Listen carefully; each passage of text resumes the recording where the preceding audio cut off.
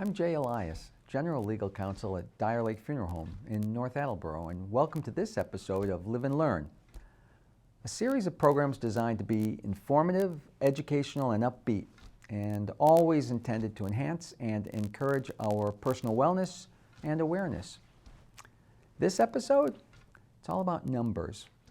Let's actually begin with 7 numbers in no particular order, and I'd ask that you not write them down.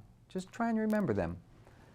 417 2583. And no, it's not a phone number.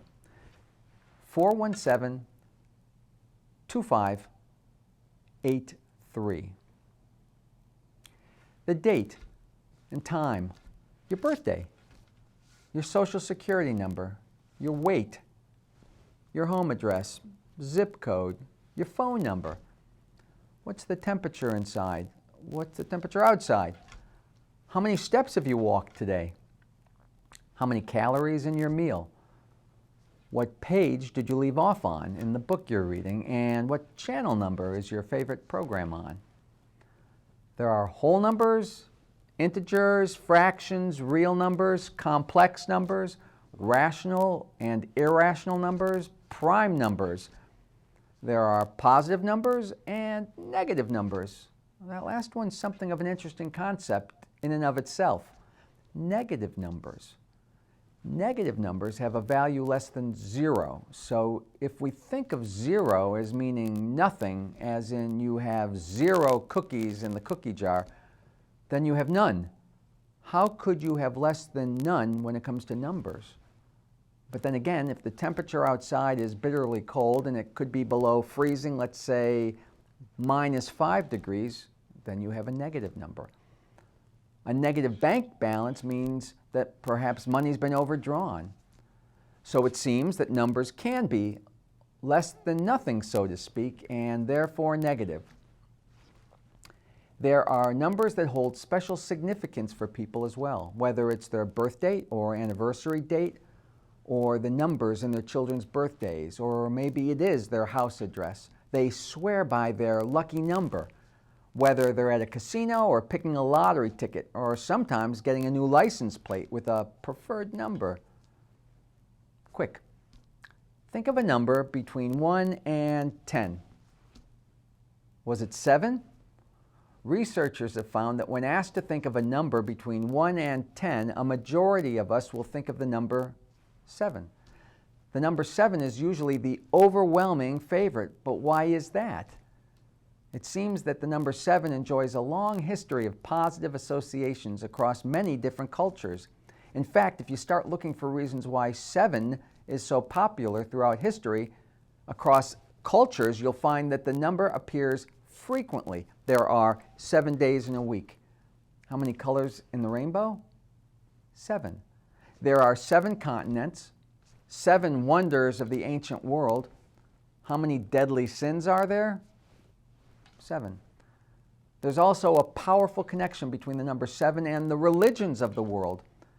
Many of us believe that God created the world in 6 days and rested on the 7th. And scholars have found that the number 7 often represents perfection or completeness in the Bible. In Judaism, there are 7 heavens. The Quran speaks of 7 heavens as well, and Muslims who make the pilgrimage to Mecca walk around the Kaaba 7 times.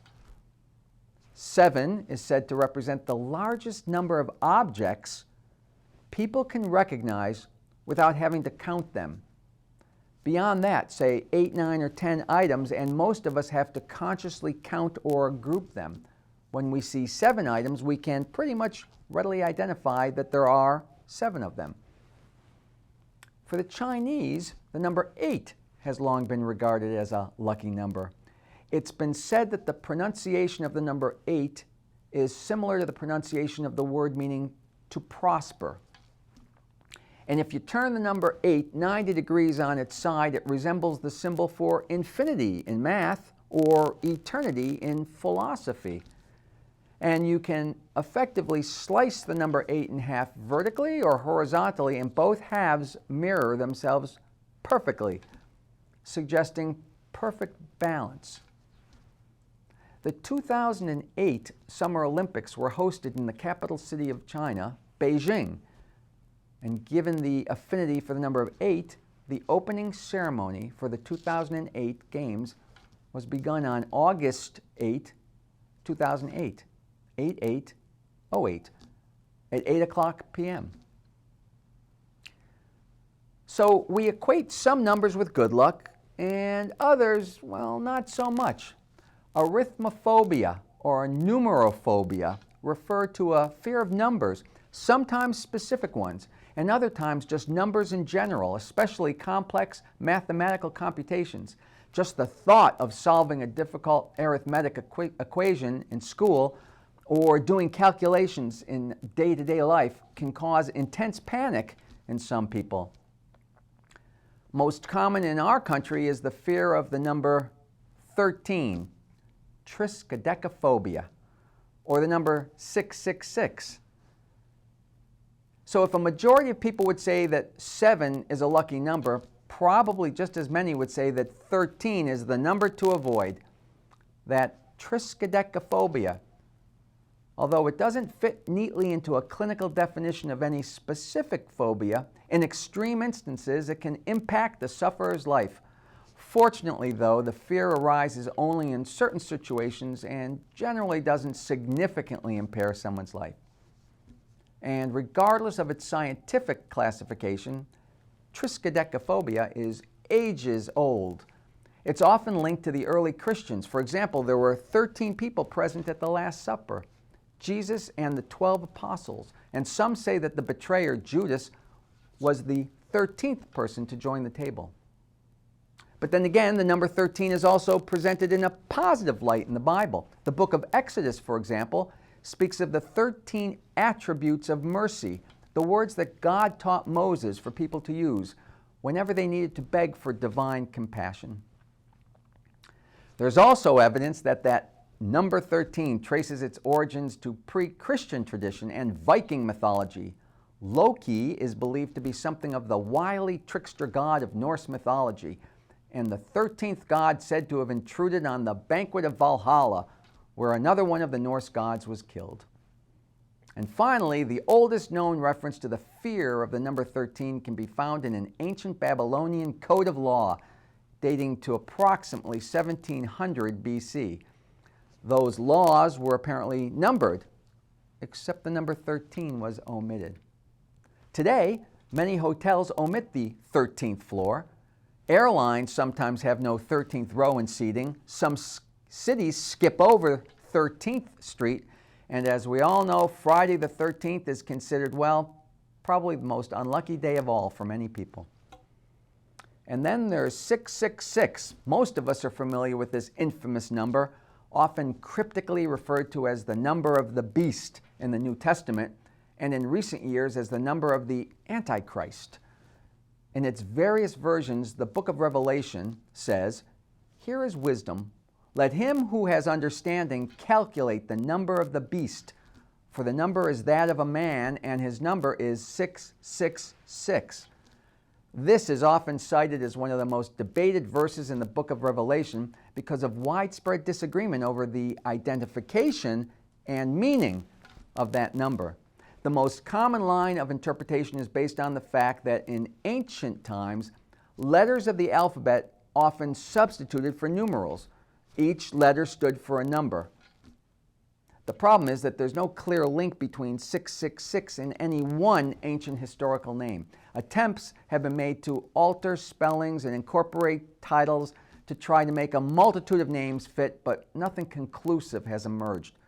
Most commonly, the number 666 from the Bible has been identified with the Roman Emperor Nero on the basis of a Hebrew transliteration of the title Nero Caesar. But somehow, some way, none of the hypotheses have ever been conclusive. Needless to say, mention the number 666 and you're bound to elicit a strong reaction. And do bad things really happen in threes? Are you someone who believes that that happens? Whether it's plane crashes or a catastrophic natural disaster or the deaths of someone notable. For example, Going back a few years, in the same week in 2009, 3 well-known entertainers died: Michael Jackson, Ed McMahon, and Farrah Fawcett. In 1959, going back even farther, the musicians Buddy Holly, Ritchie Valens, and the Big Bopper all died together. And in 1970, in a short period of time, Jimi Hendrix, Janis Joplin, and Jim Morrison died, within weeks of each other, in fact. Why is it that so many of us think of or speak in terms of bad things happening in threes? Well, it may be that people are just naturally pattern seeking. The truth is that sometimes bad things do happen in threes, but just as often good things happen in threes. You know, there's that saying, 3 times a charm. We also have ready, set, go, 3 words. Stop, look, listen. Stop, drop, roll. In the final analysis, if 2 unfortunate events occur within a short span of time, all you really need to do is wait for some third event to happen, and you've created your triad. Again, maybe it's that sense of things happening in threes. Maybe we know it's pointless and unfounded, but maybe it gives us a sense of control over things for which we really don't have any control. We look for patterns in random order so as to extract order from random disorder. Many people are what's known as compulsive counters. Are you someone who's always counting in your head, whether it's the number of tiles on the ceiling or the floor, or the number of stairs you've climbed, or the number of strokes when brushing your hair or your teeth? There may be no limit to what it is that you count. In fact, it really isn't the what you count that's important. It's that subconscious need to count. There are some people who need to count up to or backwards from a specific number, that same number every time. Waiting for the light to change, they always count to 100 or backwards from 50. Still, other people may not feel right unless they perform a task or a certain number of times. Maybe they have to take exactly 100 steps from their car to the front door every time. It can't be 99, it can't be 101. It needs to be 100 steps every time. And for those who have that need or compulsion to always be counting in their head, they often attach goodness and badness to the tasks at hand. They'll be safe if they achieve the desired goal, or on the other hand, they may fear that something terrible will happen to them or to a loved one if they don't make that numerical goal. And even though they realize it may be irrational, they'll continue to count just to play it safe and not risk something bad happening, that one time they choose not to count. Better to avoid that anxiety. And speaking of anxiety, if the thought of math makes you a little bit nervous, you're actually in the majority.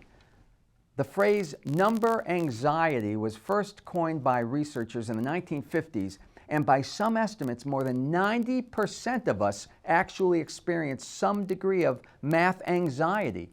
In one survey taken in 2012, about 30% of high school students reported that they felt helpless when doing math problems. And for many people, that fear of math can be traced back to their elementary school days, and specifically to being put on the spot with timed quizzes and tests, flashcards, forced memorization. Neuroscientists have, in fact, determined through MRI testing that for many people with math anxiety, there's a fear center that actually lights up in the brain, the same as when they see snakes or spiders. And when that's occurring, the problem-solving center of their brain actually shuts down. It's a bit like that fight or flight response. When your body and brain are working on emotion and fueled by adrenaline, your logical thought processes are effectively disengaged. It's been suggested that one way to address math anxiety is to seek out math problems in the most ordinary moments of your life, whether it's at home using measurements, at the store using prices, or at the restaurant using percentages for tips. The idea is to try to use numbers and math as part of a problem-solving process rather than triggering memories of those dreaded on-the-spot quizzes from 3rd grade. So, in the spirit of either alleviating your math anxiety or making you confident in your math skills, I'm going to give you a simple math riddle. A bat and a ball together cost $1.10. The bat cost $1 more than the ball. How much does the ball cost? One more time. A bat and a ball together cost $1.10. The bat cost $1 more than the ball. How much does the ball cost? The answer? The ball costs 5 cents. The bat costs $1.05, and together they cost $1.10. And how many of you said, this is a no-brainer, the ball costs 10 cents? But if the ball costs 10 cents and the bat cost $1 more, that would be $1.10, and $1.10 plus 10 is $1.20. So the answer is the ball cost 5 cents. And hey, what about averages? In math, the average value in a set of numbers is the middle value, calculated by dividing the total of all the values by the number of values. In life, what do we mean by the average? The average person. John Q. Public, Jane Doe. Well, it means someone who's pretty much like everybody else in the crowd. Someone who gets up and goes to work every day, drives an average car, takes in roughly 2,000 calories a day.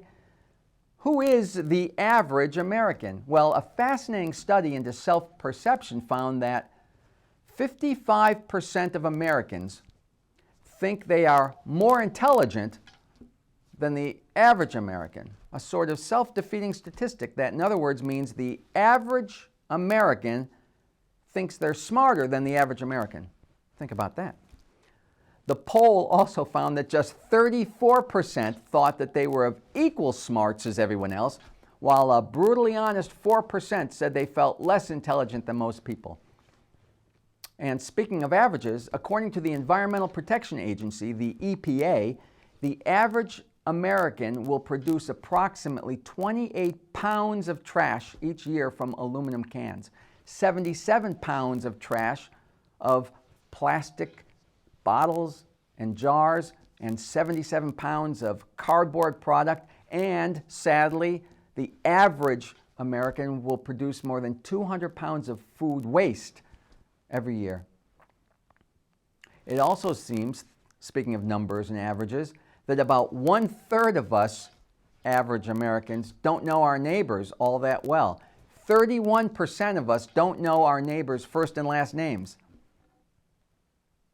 And speaking of averages, published studies suggest that the average adult has a vocabulary range of anywhere from 25,000 to 45,000 words. And we learn about one new word a day until we reach middle age. At 1 year of age, a child will recognize about 50 words. At age 3, they'll recognize about 1,000. And by age 5, they'll recognize about 10,000 words.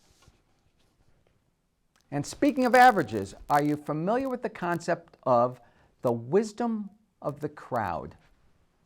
Quick story. One day in the fall of 1906, a British scientist named Francis Galton left his home in the town of Plymouth and headed for a country fair.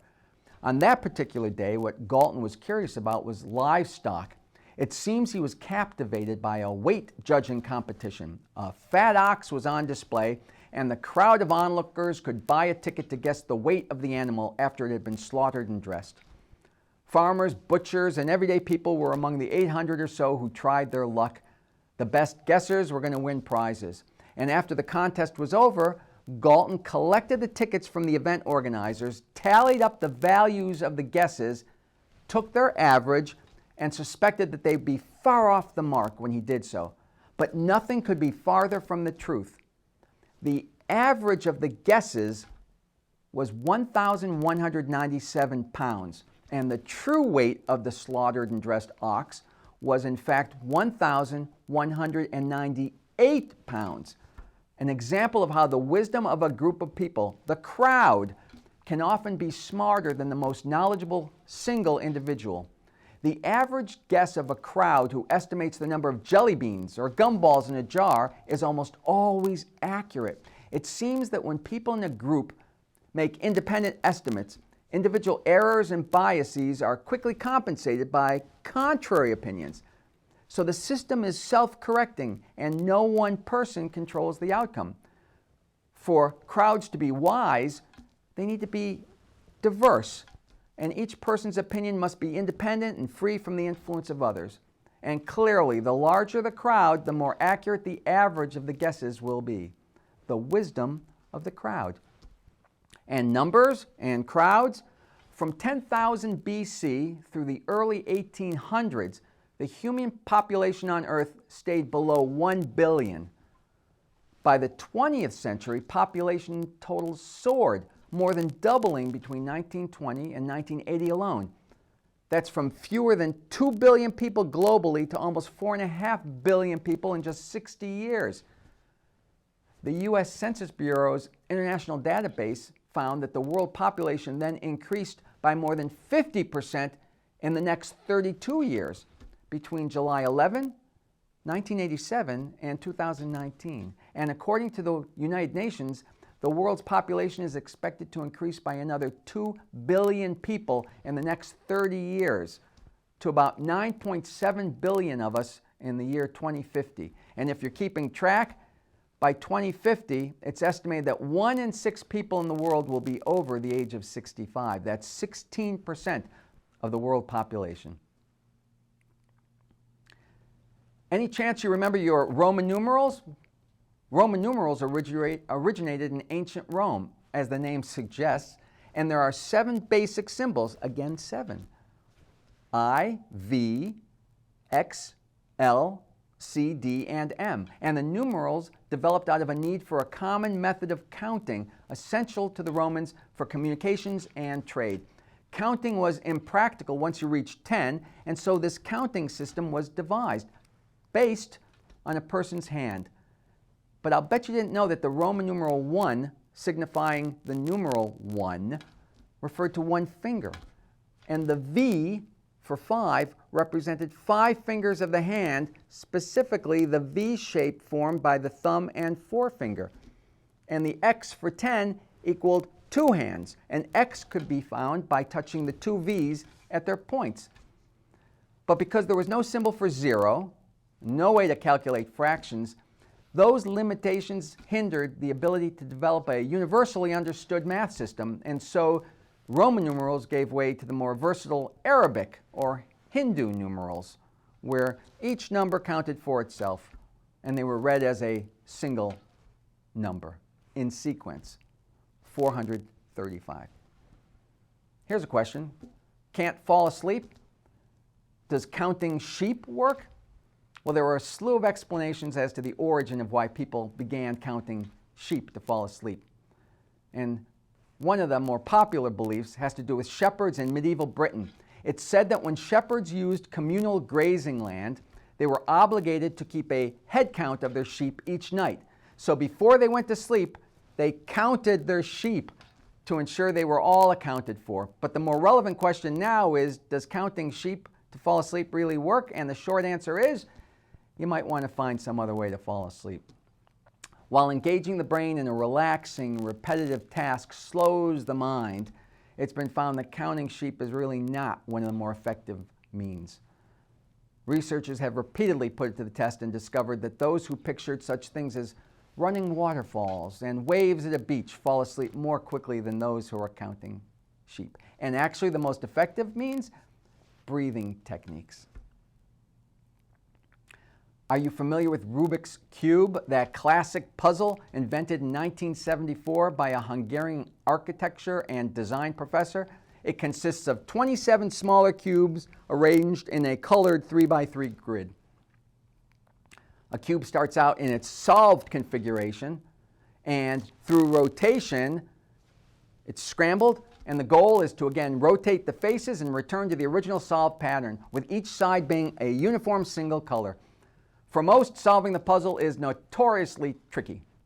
So what are the fewest number of moves needed to solve the puzzle? Well, in 2010, a group of mathematicians found that Rubik's Cube puzzle can be solved in as few as 20 moves. 20.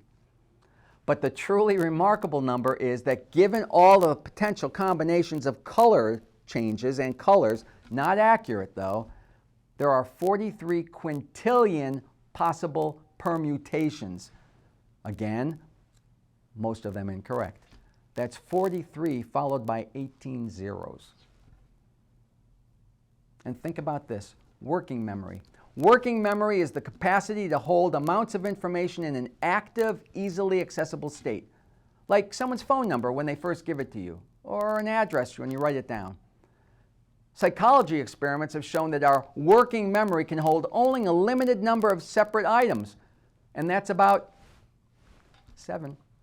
Try this with someone. Read the telephone number out loud to them. Wait 10 seconds. Ask them to repeat the number. They should be able to do so without any problem. But then read them a different telephone number and pause. Ask them to count backwards from 50, and then ask them to repeat to you that second phone number. The chances are great that by the time they finish counting backwards from 50, they'll have forgotten all of the numbers of that second phone number. And why is that? Because the distraction of having to perform even simple counting or subtraction in their head prevented them from mentally repeating the telephone number, which is how we keep those kinds of numbers in our working memory and then reinforce them into our long-term memory. So, do you remember that random 7-digit number I said at the beginning of the program? That would be 4172583. I'm Jay Elias. Thank you for watching this episode of Live and Learn. I hope you enjoyed this, and I look forward to you joining me again for another program designed to enhance and encourage your personal wellness and awareness. And until then, remember, it's never too late to learn. And consider this. It's been said that life is a math equation. In order to gain the most, you have to know how to convert negatives into positives.